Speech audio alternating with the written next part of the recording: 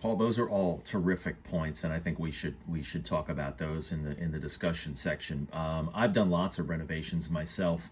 I've gutted rooms, I've taken down walls, I've done lots of cosmetic improvements, I've done electrical work, I've done a little bit of plumbing, which is the only thing that I really don't like doing because water seems to fly everywhere whenever I do it. But even when I do turn off the water, there's still water coming somewhere. But nothing that I've ever done, and I don't think anything that even the best weekend warrior out there has ever done, can compare to living inside your construction project and doing a full house renovation or even a partial house renovation that is, I'll call from foundation up. We're not talking about even, gutting a room and putting up new sheetrock and paint. We're talking about structure. And I would recommend, just like you said, Paul, that you don't do it. Two reasons. One, you're in the contractor's way, so they've got to work around you, which means they're working slower and time is money.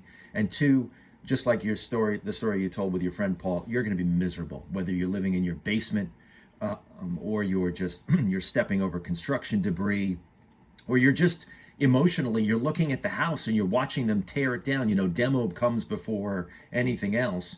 You're watching them tear out pieces of your house. You might get a little shocked at what you see happen to your house. It's all going to go back, but you might be shocked initially.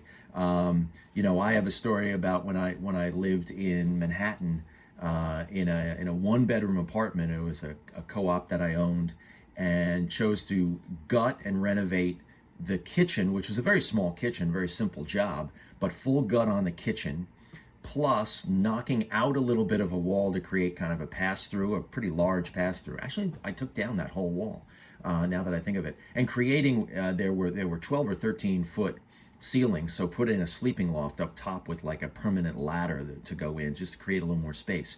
But chose to live through it. And even though I knew what to expect, I came home one day to a pile of debris in the middle of the floor that had to be 10 feet wide and 5 feet high. And it was just the stuff that they had pulled out. And I knew what it was, but there was that emotional moment where you're like, oh, this is horrible.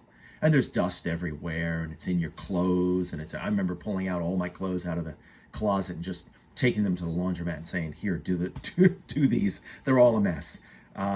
It's not a disaster story. I knew what was going on, but it was just a pain in the butt for 3 weeks while that was going on. And that was only 3 weeks. I mean, you can imagine when you do a whole home renovation, you could be talking 6 months.